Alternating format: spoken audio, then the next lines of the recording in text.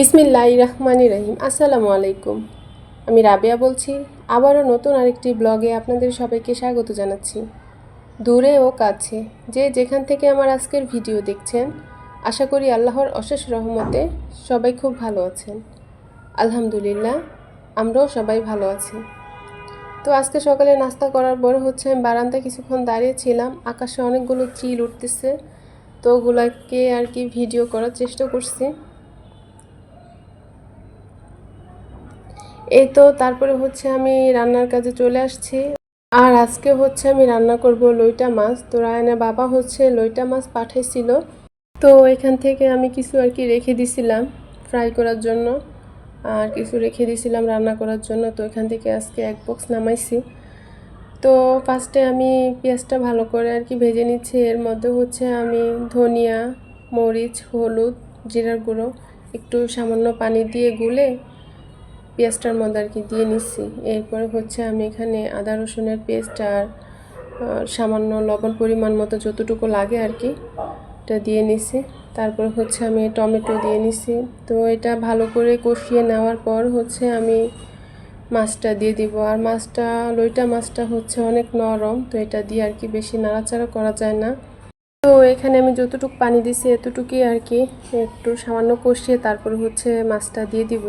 মাছটা দিয়ে কিছুক্ষণ রান্না করে তারপরে আমি উঠিয়ে ফেলবো, কারণ এটা বেশি নাড়াচাড়া করা যায় না, তাহলে মাছটা ভেঙে যাওয়ার সম্ভাবনা থাকে।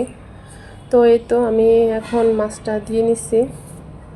আর এগুলা বাজার থেকে কাইটা কুইটা আনছে, তো এগুলা একটু ছোট ছোট হয়ে গেছে নাকি কি জানি না। এই তো তারপরে এই তো রান্না শেষ পর্যায়ে তো কয়েকটা কাঁচা মরিচ দিয়ে নিছি। আর বেশিক্ষণ এটাকে চুলায় রাখবো না, তাহলে এটা আরও নরম হয়ে যাবে, ভেঙে যাওয়ার সম্ভাবনা থাকে। তো তারপরে রান্না করার পরে বাড়ি থেকে আসার সময় কিছু আমরা নিয়ে আসছিলাম আমাদের গাছের। তো আজকে একটু খাইতে ইচ্ছে হয়েছিল, তো এর জন্য কাটছি। তো আমার সাথে আমার ছেলে মেয়ে তো আছেই।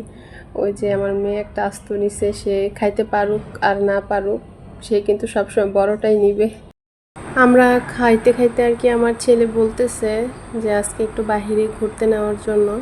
আমি বলতেছি বাহিরে তো প্রচণ্ড বৃষ্টি হইতেছে, কীভাবে যাবা? তো ওকে নিয়ে বাহিরে যাওয়ার তেমন একটা ইচ্ছে করে না, কারণ যখন রোড ক্রস হই তখনই ও আমার হাত ছেড়ে দিয়ে দৌড় দেয়।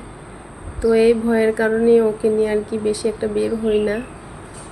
আর রায়ানের বাবা নিষেধ করে দিছে প্রয়োজন ছাড়া যাতে বাহিরে বের না হয় ওদেরকে নিয়ে।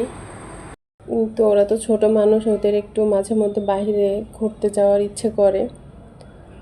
তো এই তো ওকে বুঝাইতেছি আচ্ছা ঠিক আছে যাব, বৃষ্টিটা কমুক। আর এমনি তো ওয়েদারটা অনেক খারাপ, এই রৌদ্র এই বৃষ্টি।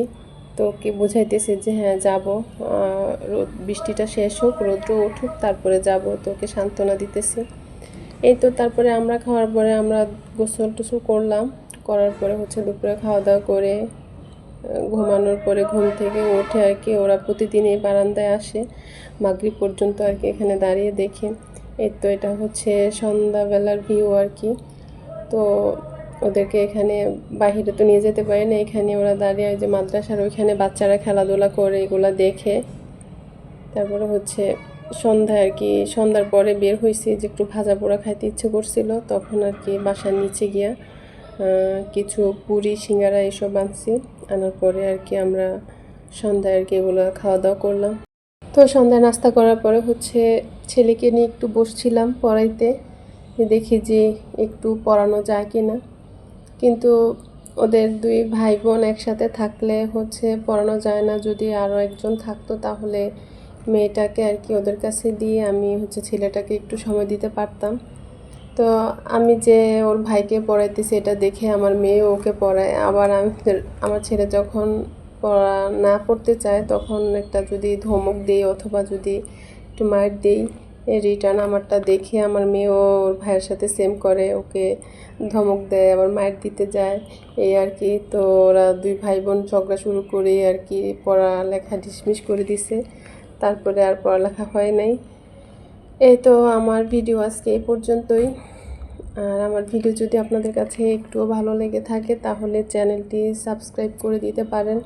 আর যারা অলরেডি সাবস্ক্রাইব করেছেন তাদেরকে অসংখ্য অসংখ্য ধন্যবাদ।